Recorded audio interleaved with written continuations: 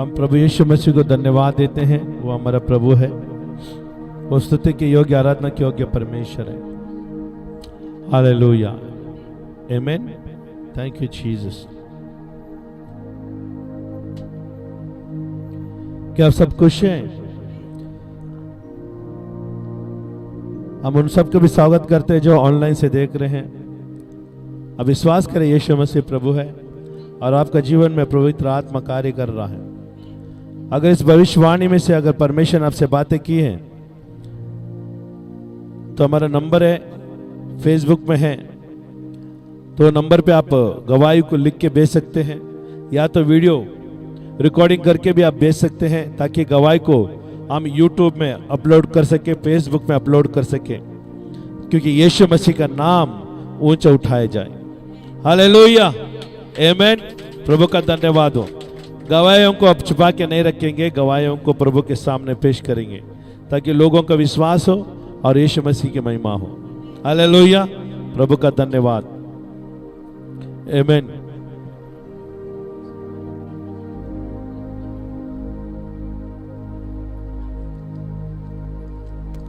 अगर आप चंगाई पाया है तो आप दे सकते हैं, क्योंकि यीशु का नाम की महिमा हो। आमीन, हालेलुया।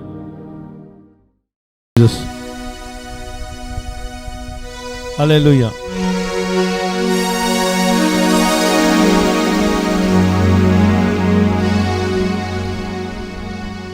प्रभु की स्तुति हो। मेरे में जो नशा करने की आदत थी, जो कोई थी, वो मैं बपतिस्मा लेने के बाद सब और मेरा जो कम हो गया। इसलिए मैं प्रभु का कोटि कोटि धन्यवाद करता हूँ। आमीन।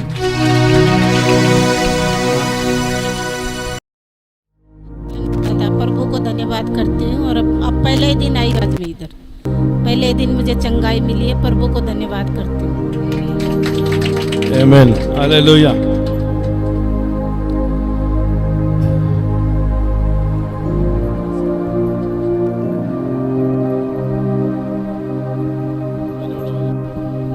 परमेश्वर को धन्यवाद देती हूँ।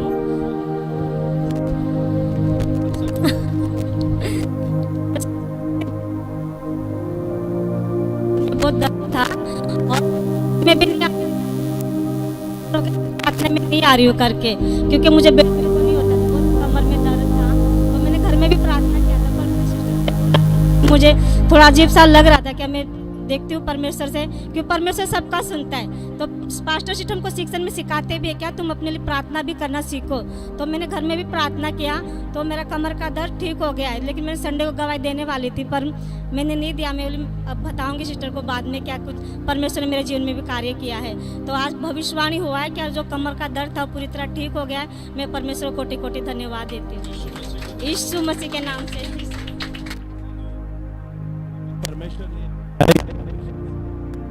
Hallelujah.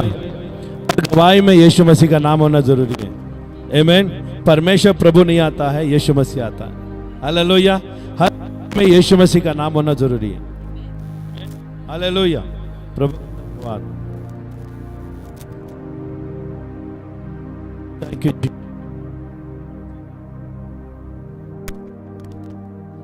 Hallelujah, thank you, thank you Lord, bless you Jesus. प्रेरित काम 20 अध्याय का 28 में पढ़ना चाहूंगा, 28-29।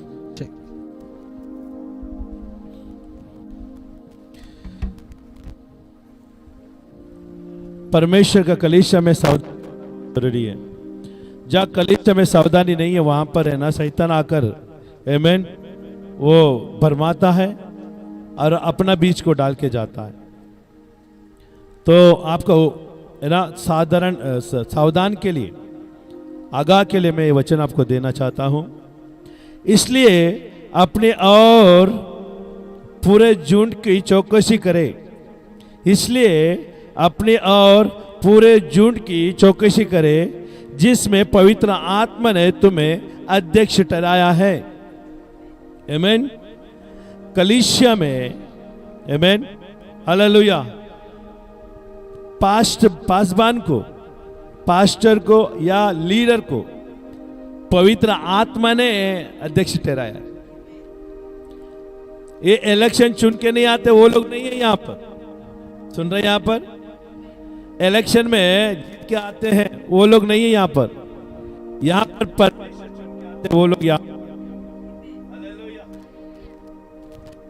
तो इसलिए अपने और पूरे झुंड की चौकसी करे जिसमें पवित्र आत्मा ने तुम्हें अध्यक्ष ठहराया है। इसके लिए यहां पर किसी की मन मुटाव की बातें यहां पर लागू नहीं हो पाती, क्योंकि इसके चुनाव स्वर्ग से की जाती है और कलीसिया की रचना भी स्वर्ग से की गई है। हर एक व्यक्ति जो परमेश्वर के पास आता है ये बातें समझना जरूरी है। ये बातों को समझना जरूरी है कि परमेश्वर के आत्मा ही कलीसिया में अध्यक्ष ठहराता है कि तुम परमेश्वर के कलीसिया की रखवाली करे। परमेश्वर के आत्मा ने हमें अध्यक्ष ठहराया इसके लिए नहीं कि खेल मस्ती से अपना जीवन बिताए, नहीं। यहां पर बाइबल बताती है परमेश्वर की कलीसिया। अगर आपका बाइबल में है ना तो आप उसको है ना अंडरलाइन करो, पेन से मार्क करो। आमीन। कलीसिया की रखवाली करे। किसकी कलीसिया है? परमेश्वर की कलीसिया। आप बोल रहे हैं ना, अरे हम फलाना पास्टर की कलीसिया में जा रहे हैं।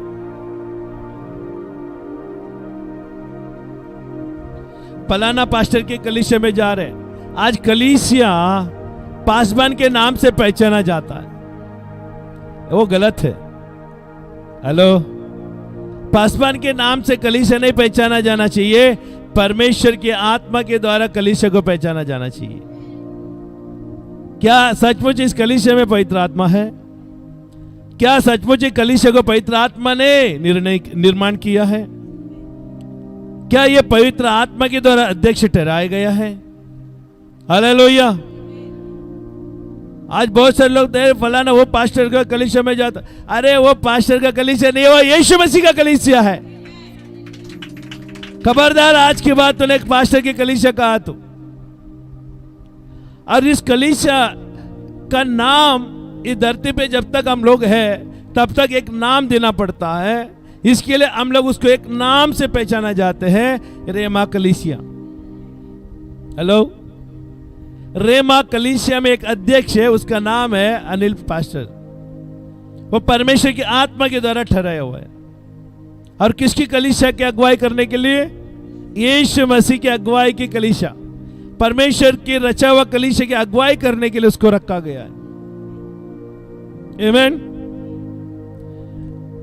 हमारे कलीसिया में एक बहन आया करती थी, आके जाती थी। कलीसिया में नाम भी सब मालूम है, हर चीजें मालूम है।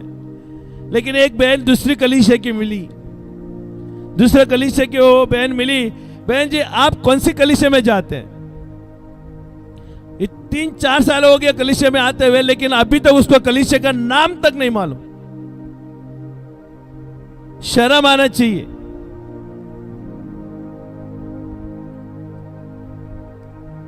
वो बहन पूछ रही है, आप कौन सा कलीसिया में जा रहे हैं? याद नहीं आ रहा, याद से निकल गए, याद नहीं आ रहा। तुम कलीसिया में क्या मस्ती करने आ रहे हो? लोगों को देखने के लिए आ रहे हो? बुनियाद की बातें पहला बुनियाद में सीख लो। वो बोली नहीं, उसको मालूम ही नहीं पड़ा। वो बोली नहीं पाई क्योंकि उसको याद में मालूम ही नहीं उसको कौन सा कलीसिया में जा रही है। हेलो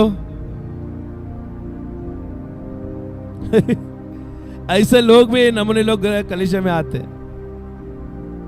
ये नमूना अच्छा नमूना नहीं है। अरे गर्व से कहो, हम कलीसिया में जा रहे हैं, रेमा कलीसिया में जा रहे हैं। रेमा कलीसिया का नाम लेने से आपका इज्जत कम नहीं होता। हेलो, एक परमेश्वर का ठहराया हुआ कलीसिया है, उसको मालूम है उसका कलीसिया का नाम, लेकिन ये इसको नहीं मालूम। ये शर्म की बात हो गई वहां पर, और बेशर्म के हद हो गए। वो आके ये बातें हमको पहुंचा रही है। बोलते पास्टर जी वो लोग ऐसे मिले थे, वे कलीसिया का नाम बोलने गए, भूल गए, वे कलीसिया का नाम ही नहीं मालूम मुझे। हमारा कौन सा कलीसिया का नाम है? बाद में आके पूछ रही है।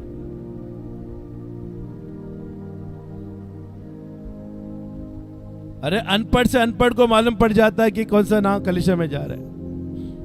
आमीन। देखिए यहां पर क्या रखवाली करे, जिसे उसने अपने लहू से मोल लिया है। यहां पर बहुत गहराई की बात है जो कह रहे हैं, वो मैं कर रहा हूं। सुनिए यहां पर मैं देखिए करे, जिसे उसने अपने लहू से मोल ले लिया है। एक कलीसिया यीशु के लहू के द्वारा खरीदी गई है। इसके लिए तुम्हारा अगड़म बगड़म जिंदगी यहां पर नहीं चलेगी। लहू हमेशा सब कुछ सीधा करता है। गंदगी को साफ करने का काम यीशु का लहू करता है। तेरा मन को साफ करने का काम यीशु का लहू करता है। तेरे विचारधारा को यीशु शुद्ध करता है। तेरे बोलचाल को यीशु शुद्ध करता है। कुछ कह रहा मैं, सुन रहे हो कि नहीं? इसके लिए यहां पर पौलुस कहता है यीशु का लहू ने इस कलीसिया को खरीदा है। खबरदार तू ऐसे वैसे आई तू, या ऐसे वैसे आया तू, सोच समझ के आना। आमीन। ये कलीसिया यीशु के लहू के द्वारा है ना खरीदी गई है, और परमेश्वर के आत्मा के द्वारा ठहराया गया कलीसिया है। हालेलुया। और आगे देखिए क्या लिखा है, मैं जानता हूं कि मेरे जाने के बाद पाड़ने वाले बेड़ियां, हेलो, पाड़ने वाले बेड़ियां, बेड़ नहीं बोला है, बेड़ियां। बेड़ियां समझते हैं आपको? बेड़ियां समझते हैं? बेड़ियां वो होते हैं जो अगर कोई भी जानवर उसको मिल जाए जो खाने के ना, वो चलते चलते उसको खा लेते हैं। उसका मौत का भी इंतजार नहीं करते। एक यहां से काट रहा है, यहां से काट रहा है, उसको पूरा जिंदा जाते जाते उसका सारे अंदर के मांस को खा लेते हैं। उसको मार कर रुकते भी नहीं वो लोग खाने के लिए, वो चलते चलते खा लेते हैं। सुन रहे? उनका दांत एकदम भयंकर होता है, और किसी को भी हाथ में लग गई ना वो अड्डी टूट जाती है। बेड़ियां होती हो, वो मजबूत होती है वो लोग। हालेलुया। और जाने के बाद पाड़ने वाले बेड़िया तुम में आएंगे। हेलो, पाड़ने वाले बेड़े तुम में आएंगे जो झुंड को ना छोड़ेंगे। बाइबल बता रही है क्या कर रहे हैं? झुंड को ना छोड़ेंगे। ये बेड़िया हैं, ये शैतान के कब्जे से आते हैं और झुंड को नहीं छोड़ेंगे। ये मत समझना कि कलीसिया में पास्टर लोग को नहीं, आपके अंदर आकर ऐसे बरमाएंगे, आपको विश्वास से भटकाएंगे, पहला अलग रखेंगे झुंड से, उसके बाद खाना शुरू कर देंगे। उनका खाना क्या मालूम है? सारे दिमाग में जो भी परमेश्वर का विश्वास है, वचन है, वो सब कुछ खाली कर देगा। और जब आप पूरी तरह से खाली हो जाओगे ना, शैतान आएगा और पूरी तरह से फाड़ डालेगा। बेड़ियों के काम है झुंड से अलग रखना और उनको फाड़ डालना। इसके लिए झुंड में रहना जरूरी है, और झुंड में रहने से क्या होता है? सुरक्षा मिलती है। और उसको पाड़ने के लिए आएगा ना, दूसरा विश्वासी आकर क्या करेगा? उसको लड़ेगा। छोड़ दो उसको यीशु के नाम से, मैं तुझे आज्ञा देता हूं। आमीन। और झुंड में सुरक्षा है, और झुंड को ना छोड़ेंगे। तुम्हारे ही बीच में से भी ऐसे ऐसे मनुष्य उठेंगे। तुम्हारे बीच में से ही ऐसे ऐसे मनुष्य उठेंगे जो बेड़ियों का स्वभाव रखने वाले लोग होंगे। और उनके अंदर से हम ये चिन्ह कैसा बेड़िया को हम पहचान सकते हैं? परमेश्वर के राज्य में एकता में नहीं रहेंगे। सुन रहे? कलीसिया में रहकर भी एकता की बात नहीं कहेंगे, संगति में नहीं चलेंगे, अकेला अकेले चलेंगे। सुन रहे? झुंड इधर चल रही है, वो उधर चल रहा है। अरे आ जाओ झुंड में। नहीं, मैं ठीक हूं यहां पर। ये बेड़ियों का चिन्ह है, क्योंकि झुंड में रहना नहीं चाहता, अकेले में पसंद करता है। कलीसिया में कोई भी आजू बाजू में जाता, उनको आई भाई नहीं कहना चाहिए। मैं आया कलीसिया में बैठा, वचन सुना, मैं गया, मुझे कोई सवाल जवाब नहीं करना चाहिए। वो बेड़ियों का चिन्ह है। पौलुस इसको गंभीरता से बता रहे कलीसिया में, ये ताकि तुम जानो, पहचानो और कलीसिया में तुझे बढ़ने से रोकने वाले को तो समझो। हालेलुया, है ना। तुम्हारे बीच में से भी ऐसे ऐसे मनुष्य उठेंगे जो चेले को अपने ही पीछे खींच लेने की टेढ़ी मेढ़े बातें कहेंगे। कौन सी बातें कहेंगे? बेड़िया कभी सीधा बातें नहीं करती। कौन सी बातें कहेंगे? टेढ़े मेढ़े, सीधा बातें उनको पसंद ही नहीं है। ये बेड़ियों का चिन्ह है। और सत्य में जाने वाले लोगों को रोकेंगे, जो सेवा करते हैं उनको रोकेंगे। और बाइबल बता रही है, देखो, जो चेले को अपने पीछे खींच लेंगे। और क्यों संसार में क्यों नहीं खींचेंगे? क्योंकि संसार में सब लोग बेड़ियां ही हैं। हेलो, संसार में सब लोग बेड़ियां तो है, उनको क्या खींच के क्या मतलब है? लेकिन बेड़ है ना, परमेश्वर के चुने हुए बेड़ है ना, उनको खराब करना है ना, तो उनको क्या करना पड़ेगा? कलीसिया में। और देखो यहां पर है, आमीन, चेले को, किसको लिखा है यहां पर?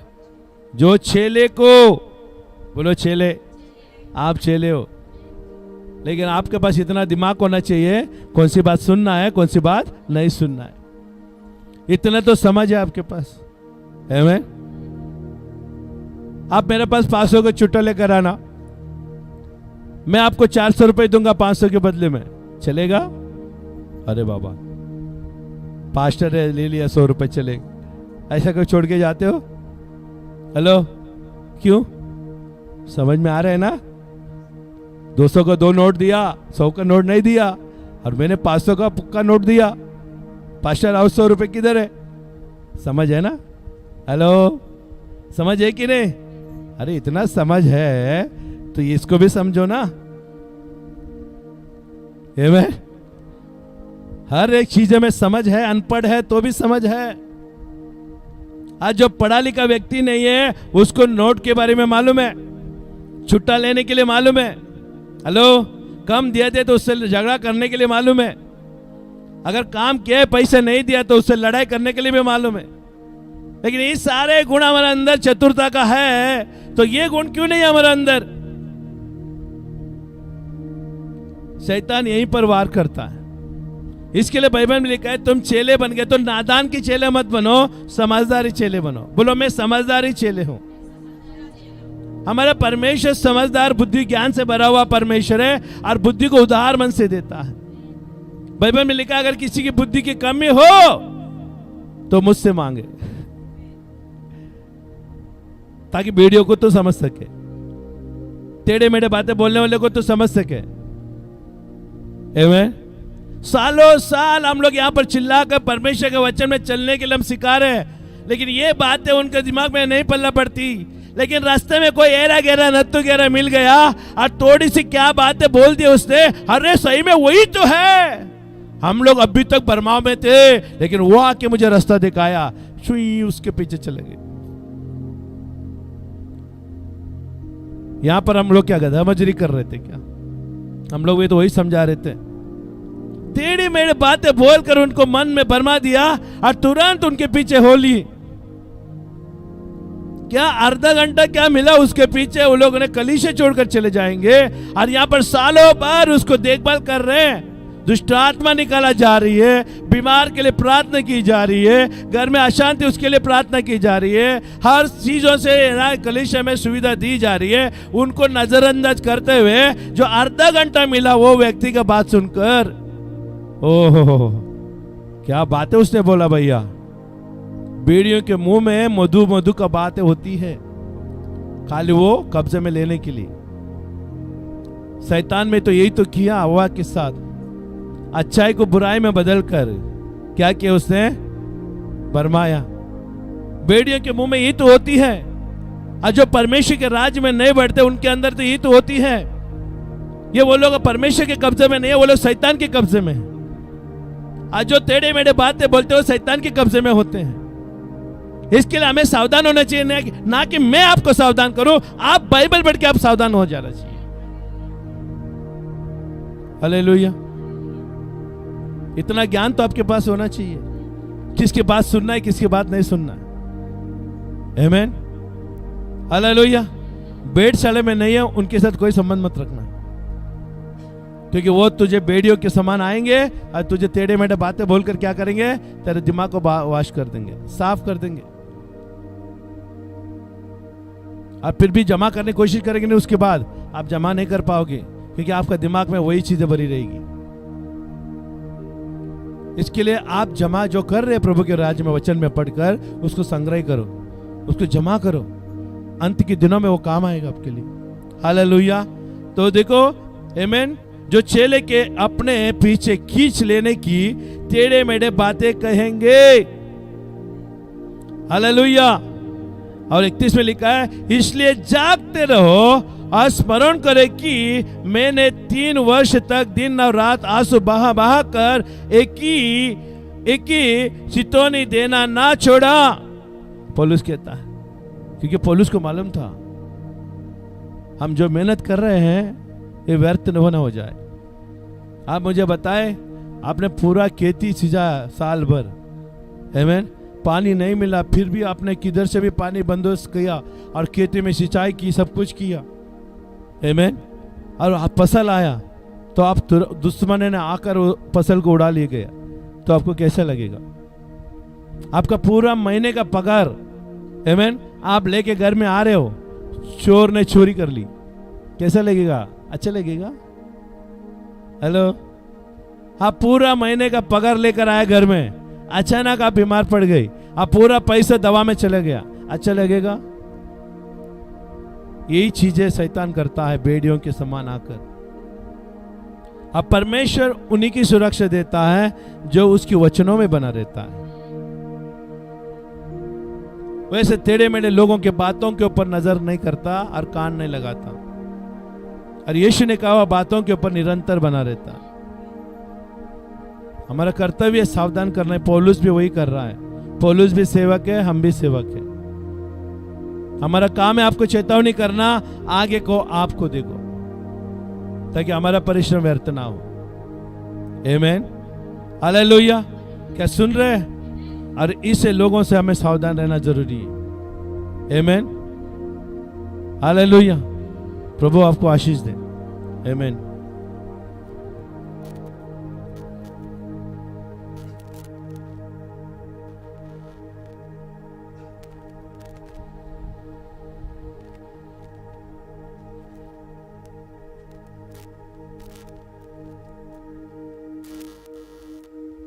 आमीन।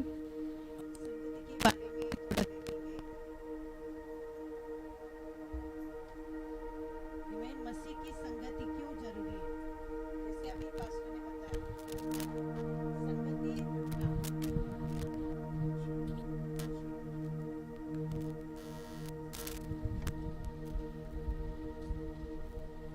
आमीन। इसलिए एक वचन हम हमेशा कहते हैं, पहला यूहन्ना 1:3, इसलिए कि तुम भी हमारे साथ सहभागी हो और हमारी यह सहभागिता पिता के साथ और उसके पुत्र यीशु मसीह के साथ है। आमीन। संगति रखना बहुत जरूरी है। आप घर में अकेले रहते हो क्या संगति में रहते हो? आमीन। अकेला घर खाने को दौड़ता है, आमीन, लेकिन संगति में रहता है तब आनंद आता है। आमीन। कलीसिया भी एक संगति है, इसलिए परमेश्वर कहता है ना, इसलिए कि तुम भी हमारे साथ सहभागी हो और हमारी यह सहभागिता साथ और पुत्र के साथ। घर में कौन रहता है? माता पिता पुत्र, है ना? बाहर वाले आते नहीं। वैसे ही कलीसिया भी एक पिता पुत्र परमेश्वर, हम पिता का संबंध में आते। यहाँ पर ये कलीसिया एक परिवार है और परमेश्वर कहते हैं संगति में रहना बहुत जरूरी। आमीन। संगति नहीं, वहां पर शैतान आकर कार्य करता है और हमेशा जैसे बताया कि झुंड को अलग करता है ना, झुंड में से पहले। इसलिए वचन में लिखा है, नीति वचन में, जो बोलता है अकेला होता है वो अपनी इच्छा पूरा करने की कोशिश करता है। इसलिए परमेश्वर कभी भी, है ना, अकेले में देखो, सबसे बड़ा एक अच्छी बात मैं बता रहा हूं कि पतरस को, है ना, यीशु मसीह ने कहा कि मैंने तुझे प्रार्थना किया है क्योंकि शैतान ने तुझे मांग लिया। अभी पतरस, क्यों शैतान ने उसको मांग लिया? शैतान का कैसे दाव पेच उसके ऊपर चला? क्या उसके अंदर डर था? लेकिन यीशु, है ना, पतरस ने, यीशु ने कहा तू 3 बार मुझे इनकार करेगा। अभी पतरस 3 बार इनकार करेगा, ये यीशु जानता था। कैसे जानता था? अभी शैतान को मौका कैसे मिला? शैतान ने कहा कि यीशु ने शिष्यों को बताया था, देखो शैतान ने तुम्हें मांगा है कि गेहूं की नाई पटके। आमीन। अभी शैतान को क्यों चाहिए था और पतरस को ही क्यों चुना? आपको पता है, जिस दिन अभी ये संगति, यीशु मसीह जब प्रभु भोज लिया आखिरी दिनों में, क्रूस पर जाने से पहले, उस समय उसने कहा कि इसमें से, तुम्हारे में से एक व्यक्ति मुझे पकड़वा देगा। आपस में चर्चा शुरू थी कि कौन पकड़ेगा, लेकिन उसके बीच में एक बात आई कि कौन बड़ा रहेगा, यीशु के साथ कौन प्रिय शिष्य रहेगा। आमीन। इनके बीच में वार्तालाप शुरू थी और घमंड किसके अंदर आया? पतरस के अंदर, और शैतान ने वहीं पर पकड़ लिया। आमीन। क्यों घमंड आया? क्योंकि उसके अंदर ये घमंड आया कि मैं पानी पर चला। इतने शिष्य थे, वो लोग नहीं चले, लेकिन मैं पानी पर चला। एक घमंड उसके अंदर आया और सब लोगों को दिख रहा था कि पतरस ही सबसे बड़ा शिष्य है, और शैतान ने उसी बात को हवा दिया और उसके ऊपर परीक्षा लाया, और उसने 3 बार यीशु को इनकार किया। आमीन। घमंड, है ना, हमें परमेश्वर से दूर लेकर जाता है। शैतान का चाबी है। और घमंड आने के बाद क्या होता है पता है? शैतान परमेश्वर के लोगों को अलग करने की कोशिश करता है। आहिस्ता आहिस्ता वो लोग अलग हो जाते हैं, संगति में जाने से रोकता है। इसलिए घमंड से, इसलिए वचन में लिखा है, उठने से पहले नम्रता आती है और गिरने से पहले घमंड आता है। आमीन। घमंड सबसे बड़ा, शैतान ने भी घमंड किया, इसलिए तो परमेश्वर ने उसको स्वर्ग से नीचे डाला। आमीन। जो नम्र बनेंगे प्रभु उसको उठाएगा। आमीन। हालेलुया। हम लोग जो फास्टिंग कर रहे हैं उसी में परमेश्वर हमें उन गुणों को सिखा रहा है। आमीन। मसीह संगति, आमीन। क्यों परमेश्वर की मसीह संगति में, संगति का आधार क्या है? पहला यूहन्ना 1:7 में क्या लिखा है? पाप, है ना, जो ज्योति में चलता है वो एक दूसरे के साथ संगति। हम पाप के क्षमा के लिए बोलते हैं ना, ये तो बायट है, सही है। जो ज्योति में चलता है वो एक दूसरे के साथ सहभागिता रखता है, और मेमने का लहू, यीशु का लहू सारे पापों से उसे शुद्ध करता है। आमीन। लिखा है कि जो ज्योति में चलता है वो एक दूसरे के साथ, यीशु मसीह ज्योति है, और जो यीशु के पीछे चलता है वो संगति में रहता है, वो कभी अलग नहीं रहेगा। चाहे कुछ भी मनमुटाव क्यों ना हो, मैं संगति में रहूंगा, क्योंकि संगति में रहने में ही मेरी भलाई है। आमीन। और संगति में रहूंगा तो परमेश्वर कहता है मेरे पाप भी क्षमा होंगे, क्योंकि जो ज्योति में चलेगा वो अंधकार में नहीं गिरेगा। आमीन। ज्योति में हमें सब दिखाई देगा, अंधकार में चलेंगे हम गिर सकते, लेकिन परमेश्वर कहता है संगति में रहेंगे तो 2 काम होते हैं, तुम आत्मा में उन्नति पाते हो, और अगर गलती भी हो गया है तो क्षमा मांगते हो। आमीन। एक दूसरे से मन मुटाव है, कलीसिया में आएंगे तो क्या होगा? एक दूसरे से बात करेंगे, मन मुटाव जाएगा, एकता आएगी, मेल मिलाप आएगा, उसमें शैतान को मौका नहीं मिलता। आमीन। इसलिए प्रेरितों के कार्य में लिखा है जब जब तुम मिलते हो, प्रेरितों के कार्य में तो लोग रोज मिलते थे, संगति करना मत छोड़ो। और ये कब तक? प्रभु भोज हम क्यों लेते? यीशु को जल्दी आने के लिए, यीशु आने तक हम इसमें हिस्सा लेना चाहिए। आमीन। संगति हम थोड़ा सा इसमें देखेंगे। हमें संगति इसलिए प्राप्त है क्योंकि हमारा है ना स्तर बदल जाए।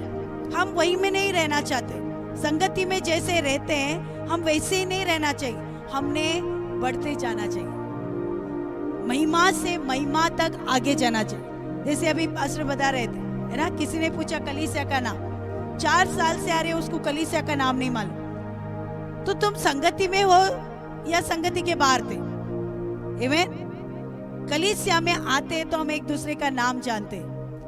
आमीन। हम नाम इसलिए जानते हैं क्योंकि हम एक दूसरे के लिए प्रार्थना करते हैं। आमीन। इसलिए पूछते, उनके इंक्वायरी करने के लिए नहीं, उनके लिए प्रार्थना करने के लिए। आमीन। ताकि हम घर में व्यक्तिगत समय में उनके लिए प्रार्थना कर सके। जो एक दूसरे के लिए प्रार्थना करता है प्रभु से आशीषित करता है। इसलिए वचन में लिखा है जो औरों की खेती सींचता है उसकी भी सींची जाएगी। आमीन। कलीसिया में आ रहे हो लेकिन एक दूसरे का नाम नहीं मालूम, इसका मतलब आप उसके लिए प्रार्थना ही नहीं कर रहे हो। सही है? तो फिर आपका संगति कहाँ रहा? कोई बोले प्रभु कलीसिया में जितने लोग आते हैं उनके लिए प्रार्थना करता हूं। परमेश्वर कहते हैं कलीसिया किसकी है? तू कौन है? कलीसिया का सदस्य है। कलीसिया देह है, उस देह का अंग है या तो बाहर का है? घर के लोगों को घर के लोगों के नाम पता है। आमीन। बाहर वालों को नहीं पता। कलीसिया में अगर आ रहे हो तो उनके परिवार के नाम को आपको पता होना चाहिए, उनके लिए प्रार्थना होना चाहिए। उसको कहते हैं प्रार्थना वाला जीवन। आमीन। प्रार्थना का नाम नहीं मालूम, फलाना फलाना। परमेश्वर नाम से इंटरेस्ट रखता है। इसलिए वचन में लिखा है मैंने तुम्हारा नाम अपने हथेली पर कुरत कर लिखा है और रोज मेरे दृष्टि के सामने मैं उसे देखता हूं। इसलिए जब आप प्रार्थना किसी के लिए करते हो तो परमेश्वर जो हथेली पर नाम लिखा है वो देखता है, हाँ ये हथेली पर नाम है, इसके लिए ये बहन प्रार्थना करी, तो परमेश्वर कार्य करता है। आमीन। नाम से इंटरेस्ट है। इसलिए कितने भी कलीसिया में छोड़ के गए, हमको नाम सब रिकॉर्ड है। आमीन। पवित्र आत्मा हमको याद दिलाता है। आमीन। कंप्यूटर का डेटा कभी है ना, कभी वो मिट भी जाता है, लेकिन आत्मिक डेटा है ना वो मिट नहीं जाता है। आमीन। आत्मा में जो डेटा परमेश्वर ने फिक्स किया है ना नाम का, वो कभी नहीं मिटाया जाता है और वो सबसे ज्यादा अगो के अंदर रहता है ना, वो कभी नहीं मिटते। आमीन। हालेलुया। अभी संगति का आधार हम थोड़ा देखेंगे, संगति क्यों करना चाहिए।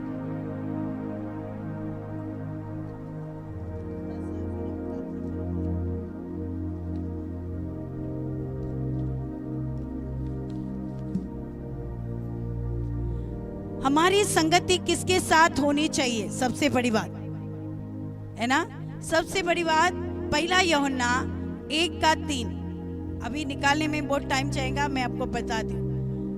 पिता और पुत्र के साथ हमारी संगति होना है। हम परमेश्वर के परिवार में जन्मे हैं, जन्म चुके हैं और अब परिवार के एक ही परिवार के सदस्य के समान हमारी हार्दिक संगति होना चाहिए। पहली बात, हम परिवार कलीसिया में जन्मा है। हमें पिता और पुत्र के साथ, यीशु के साथ, पिता के साथ संगति होना है और कलीसिया में आमीन हम एक परिवार है। आपका घर का परिवार नहीं, ये परिवार है। ये परिवार में अगर एक व्यक्ति भी कम है ना तो उसकी पूछा जाता है, उसकी सुधि ली जाती है, उसको विजिट किया जाता है कि क्या हुआ। आपका एक परिवार का व्यक्ति काम पर गया है, नहीं आया, आप छोड़ देते हो? आमीन। फोन नहीं लग रहा है, दिमाग कैसे चल रहा है, बेचैन हो जाते हैं। अरे फोन भी नहीं लग रहा है, क्या हुआ? मैं तो कभी मेरे बच्चों का कभी किधर कहाँ गए रहेंगे, फोन नहीं लगेगा, मैं बेचैन होती हूँ। मैं बोला मैं जाऊंगी अभी किधर से भी, है ना। हो सकता है कभी कभी नेटवर्क नहीं, लेकिन एक बेचैनी रहता है। तो कलीसिया में एक व्यक्ति नहीं आता है तो क्या अगुओं को बेचैन नहीं होता है? होता है। यहाँ पर इसलिए तो वो आपके प्राणों के, है ना, चिंता करने वाले लोग, इसके लिए वो आपके लिए प्रार्थना करते। और वो परिवार को तुम छोड़ना, उस परिवार के बारे में नहीं सोचना कितना गलत है। आमीन। लेकिन परमेश्वर कहता है पहली बात ये जानना चाहिए कि आपने कलीसिया में जन्म लिया है, कलीसिया आपका परिवार है, और परिवार में सबकी सुधि ली जाएगी और सबको मदद किया जाएगा। एक दूसरे की मदद होना जरूरी है कलीसिया में, क्योंकि हम परिवार हैं। आमीन। एक भूखा है और एक खाना खा रहा है, चलेगा? नहीं, परिवार में सबको मिलना चाहिए। आमीन। मैं आधा रोटी खाता हूं, तुम आधा खाओ। आमीन। एकता, उसमें संगति होना जरूरी है। आमीन। मुझे कुछ मिला है, मैं आपको बांटती हूँ। आमीन। ये क्या है? संगति है। दूसरा, तुमको अपने पुत्र हमारे प्रभु यीशु मसीह की संगति में बुलाया है। पहली बात, परिवार में जन्माया है। दूसरा, परमेश्वर ने तुमको परमेश्वर की संगति में, यीशु मसीह की संगति में बुलाया है। आप ऐसे ही नहीं आए, परमेश्वर ने आपको बुलाया। कितने लोग हैं संसार में ना? सबको नहीं बुलाया। इनविटेशन सबको देता है क्या? अगर कुछ शादी है, कुछ है, फंक्शन है, तो किसको इनविटेशन देता है? अपने लोगों को ना, अपने जानकारी के लोगों को, अपने प्रिय लोगों को। परमेश्वर ने भी हमको आमंत्रण पत्र दिया है और हमको कलीसिया में बुलाया, संसार के लोगों को नहीं। संसार में से चुनकर हम आमंत्रण चुन के लोगों को देते हैं ना, कि सबको देते नहीं, चुने हुए लोगों को आमंत्रण पत्र देते हैं। वैसे परमेश्वर ने हमको चुना है संसार में से और बाहर निकालकर कलीसिया में लाया है। इसलिए परमेश्वर कहते हैं मैंने तुम्हें बुलाया है, मेरे संगति में बुलाया। आमीन। दूसरा है ना, पहला लिखना है तो आप लिख सकते हैं, पहला कुरिन्थियंस का 1:9। अभी पढ़ेंगे नहीं क्योंकि समय नहीं हमारे पास। दूसरा, कलीसिया है ना, संगी मसीहों के साथ, शिष्यों और विश्वासियों के साथ संगति, मसीहों को इकट्ठा होना, आपस में बातचीत करना। देखो, संगति क्यों करना है? विश्वासी के साथ मिलना है और क्या करना है? मसीह के साथ इकट्ठा होना है। और मसीह के साथ क्या करना है? आपस में बातचीत करना है। हम कलीसिया में आते हैं, कभी पूछते हैं हालचाल, जय मसीह की, बाय बाय, है ना? इसको कहते हैं संगति। नहीं, टाइम हो रहा है। अरे कलीसिया संगति के लिए है। तुम परिवार में आते हो और कल बोलते हैं हाले बाय बाय, मैं जा रहा हूं, बाय बाय, मैं खाना खा रहा हूं, चलेगा? अरे संगति में बुलाया है तो बातचीत करो। घर का काम कभी खत्म नहीं होगा, लेकिन ये भी एक घर है ना, ये आपके भाई बहन है, ये आपके शरीर के अंग है। शरीर के अंग को पूछना पड़ेगा। सिस्टर, आप एक हाथ है, मैं एक हाथ हूं, दोनों हाथ मिलकर चलना चाहिए, नहीं तो जख्म हो सकती है। अगर टूटा हुआ रहेगा तो जख्म होगी। इसलिए मिलकर रहेंगे तो चंगा जल्दी हो जाएंगे। आमीन। बातचीत करना है, कैसे चल रहा है, सब ठीक है? हम आपके लिए प्रार्थना करेंगे। कुछ भी है, हम बैठ के प्रार्थना करेंगे।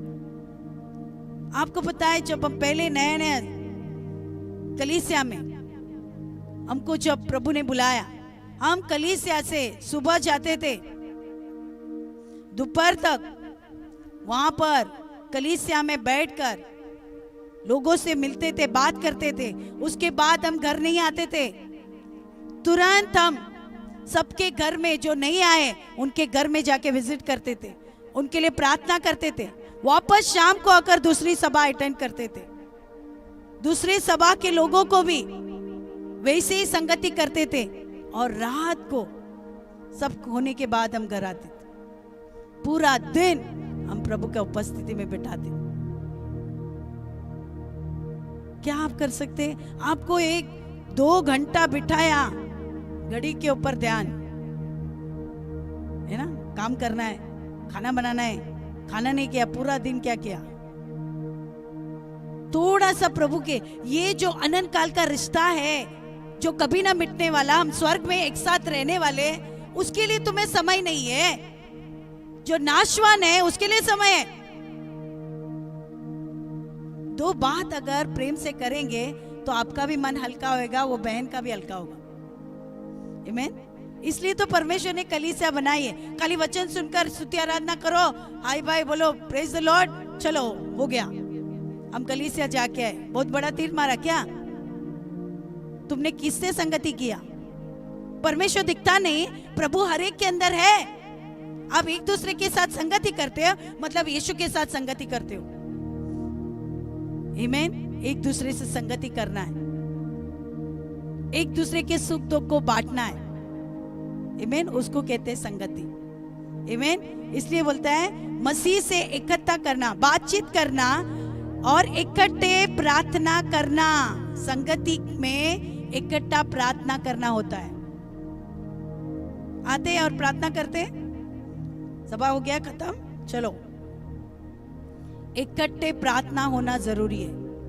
आमीन। अकेले में आप करते हो, लेकिन मिलके, जैसे शनिवार को हम करते हैं, अभी तो 8 दिन पूरा, जैसे उपवास के दिन हम रोज मिलकर प्रार्थना करते हैं, है ना? कितना अच्छा लगता है, हम सब मिलकर प्रार्थना करते हैं। आमीन। और परमेश्वर का सामर्थ्य हमारे ऊपर प्रकट होता है। आमीन। सही है। आमीन। इसलिए इकट्ठा प्रार्थना करना है, और दूसरा है ना, गीत गाना है, इकट्ठे गीत गाना है, आराधना करना है। अकेला नहीं, मिलकर आराधना करना। जब भी तुम मिलते हो आराधना करो। अरे मुझे ये गाना बहुत अच्छा लगता है, चलो ना आप मेरे साथ गाओ। वहां पर प्रभु का उपस्थिति आता है। आमीन। इकट्ठा गाना है, इकट्ठा। अगर वो दुख में वो रो रहे तो तुम भी उसके साथ रो। व्यवस्था विवरण में लिखा है ना, दुखी के साथ दुखी हो जाओ, उसके साथ रो, ताकि उसको भी तुम्हारे जैसे हल्का लगे कि मेरे साथ ये बहन खड़ी है। आमीन। वो खुशी है, तुम भी उसके साथ खुश हो जाओ। आमीन। वो दुखी है तो तुम भी उसके साथ उसका थोड़ा दुख बांटो। आमीन। रो।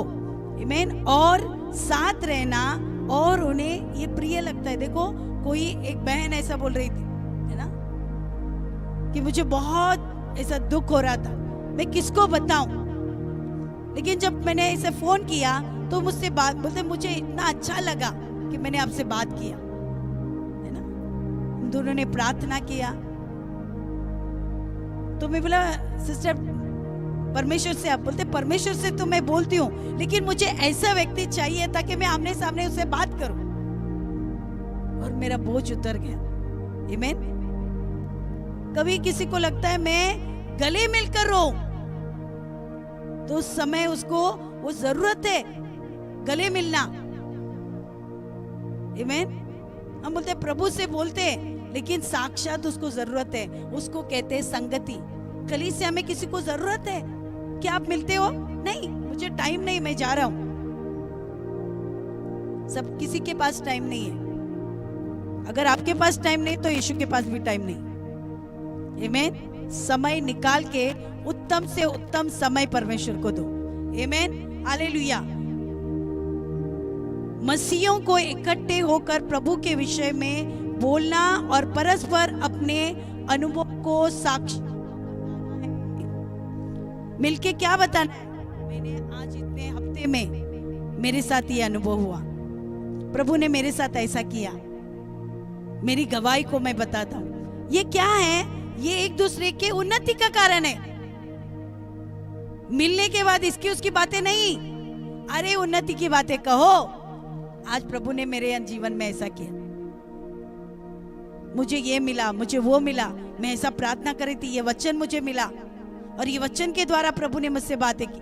ये नहीं कि उसने मुझे, वो बहन मिली थी, वो भाई मिला था, उसने मुझे ऐसा कहा, नहीं, वो तो भेड़िए है, तुम तो परिवार के सदस्य है, तुम प्रभु की बातें कहो, है ना। अरे गवाही सुनो, वो तुम्हारी बातें छोड़ दो, मेरे जीवन में गवाही हुआ है वो सुनो, प्रभु मेरे जीवन में क्या कार्य कर रहा है। इसलिए किसी का भी फोन आया, मैं आपको सावधान कर रही हूं, वो भेड़ियों की तरह फोन कर रहे हैं, फोन मत उठाओ।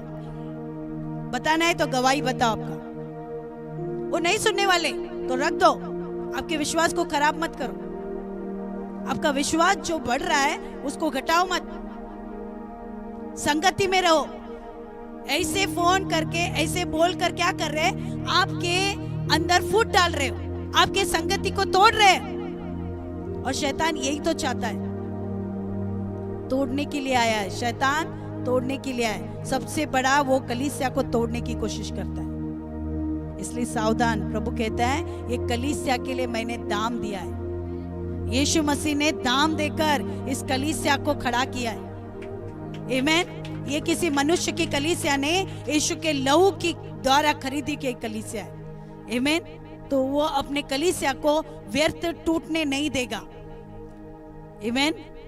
इसलिए तुम शैतान की बातों में नहीं आने का। आमीन। हमें परमेश्वर ने बुद्धि दिया है, समझ दिया है, ज्ञान दिया है। जैसे बता रहता है कि पैसों को बराबर हमको समझता है, तो वो बातों को भी हमें समझना है। आमीन। मिलते भी है, नजरअंदाज करके आगे जाओ। जरूरी नहीं हमसे बात करना। क्यों? बाइबल में लिखा है ऐसे लोगों को खड़ा भी मत करो, उनसे बातें भी मत करो, क्योंकि तुम्हारे विश्वास को खराब कर रहे। तुम अच्छे सीधे चल रहे हो, तुमको टेढ़ा बना रहे। खुद तो स्वर्ग में नहीं जा रहे, तुमको भी रोक रहे। इसलिए कान में कुजली करने वाले लोगों को मत सुनो। अपने कानों को रोज शुद्ध करो, यीशु के लहू से शुद्ध करो। प्रभु मुझे वही सुनने दो जो आप चाहते हो, मुझे वही देखने दो जो आप दिखाना चाहते हो। आमीन। वो परमेश्वर की संगति है। आमीन। आज हम इधर ही खत्म करेंगे, क्योंकि हम प्रार्थना भी हमें करना है। आमीन। अगली बार हम देखेंगे संगति के बारे में। पहले हम प्रार्थना करेंगे, जो हम उपवास कर रहे हैं तो उसके लिए।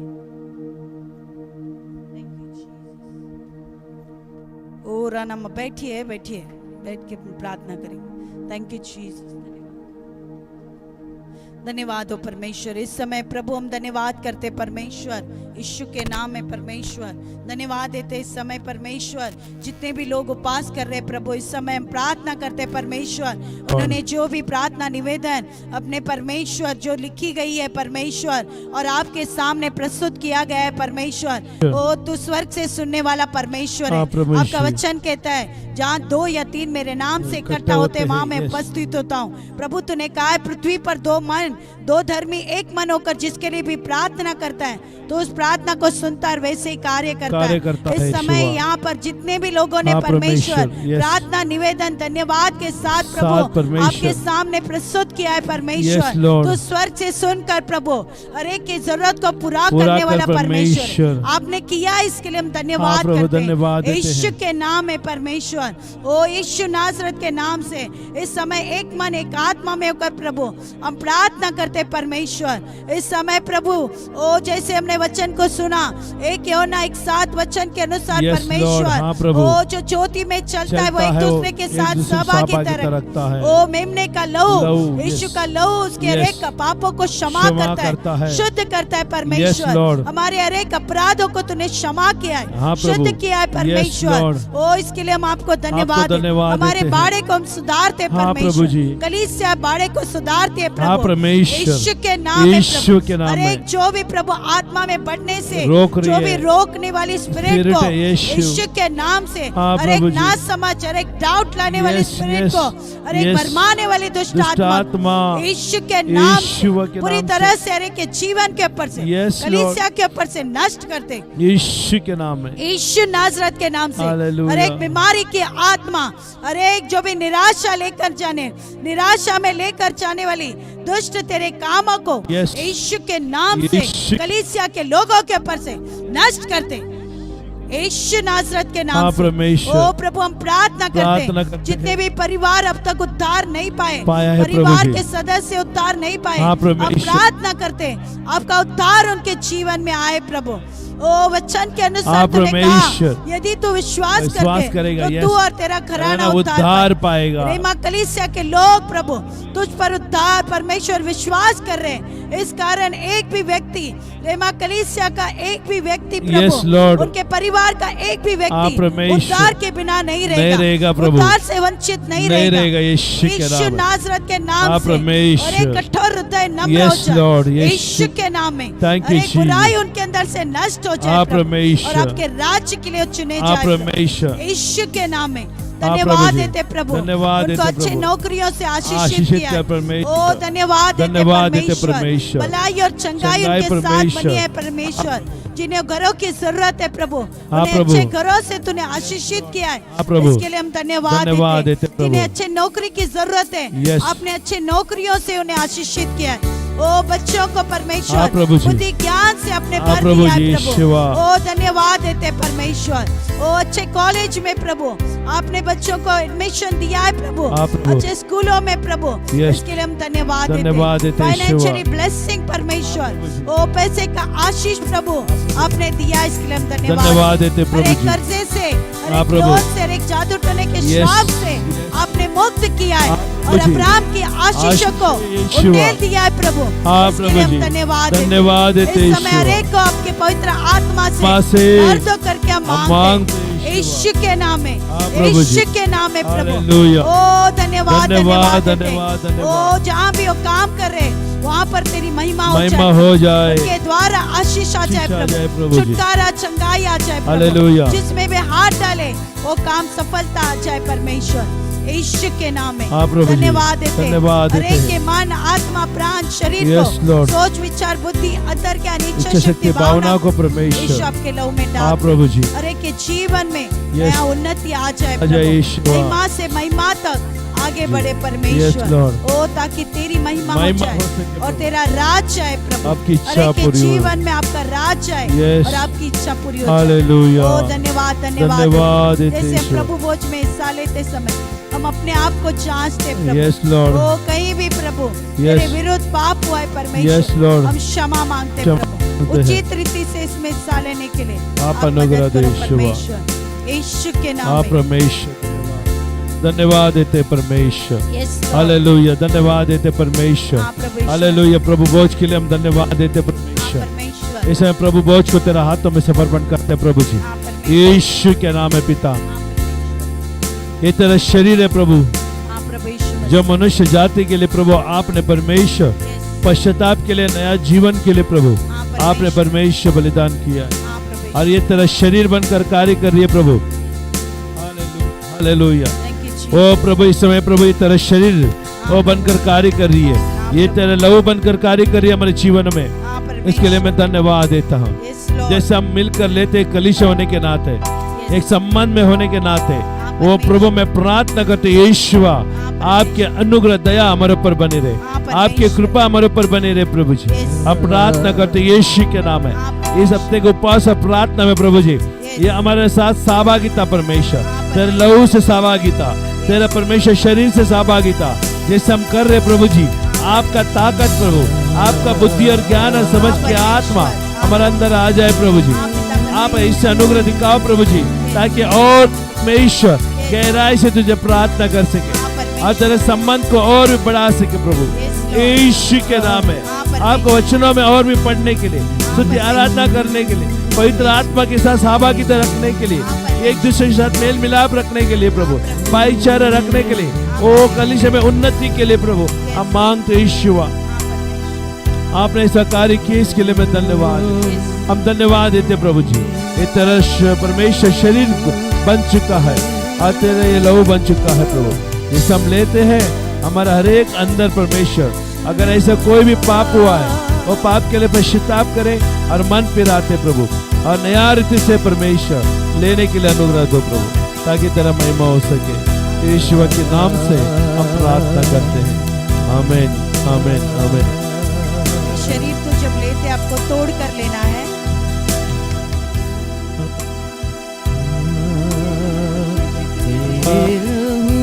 के वसीले होंगे पाप क्षमा, तेरे सलीब से यीशु पाए रोगी शिफा, तेरा लहू, तेरा लहू, तेरा लहू करता है पाप क्षमा, तेरे लहू के वसीले होंगे पाप क्षमा, तेरे सलीब से यीशु आए रोगी शिफा, तेरा लहू, तेरा लहू, तेरा लहू करता है पाप क्षमा, में जाना यीशु का खून मांगे ले, दोबारा जो ना हो, यीशु का खून मांग ले, तो सुकून जो ना हो, यीशु का खून मांग ले, सुकून जो ना हो, यीशु का खून मांग ले, बहता लहू, बहता लहू, बहता लहू करता है आपको क्षमा। हाँ परमेश्वर, तेरा बहता लहू हमारा हर एक अपराधों को क्षमा करता है, इसके लिए मैं धन्यवाद देता प्रभु। सारा महिमा प्रभु हम आपके यीशु के नाम से हम प्रार्थना करते हैं, आमीन आमीन।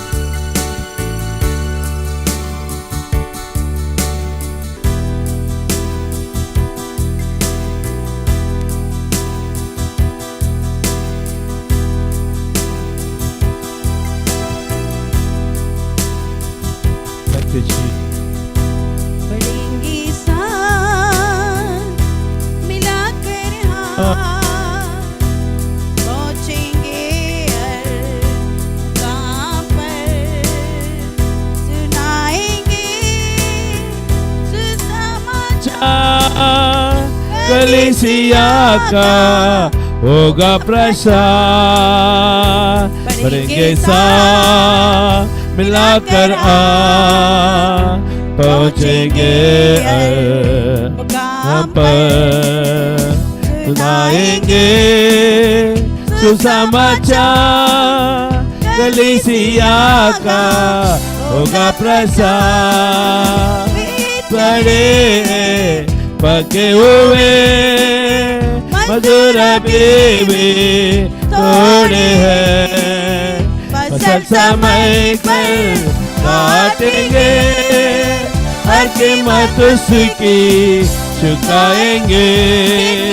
के तड़े हैं पके हुए मधुर बेबे थोड़े हैं, समय पर काटेंगे, हर कीमत उसकी चुकाएंगे।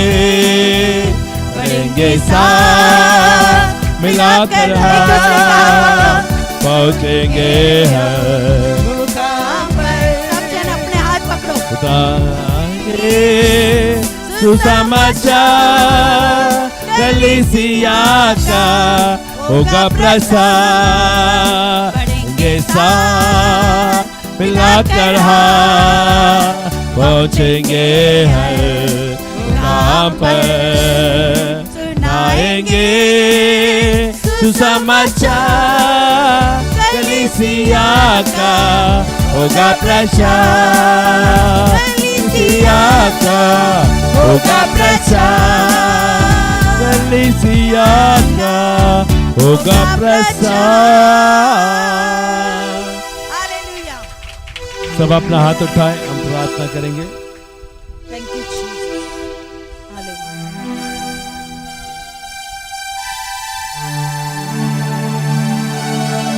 Thank you Lord, bless you Jesus.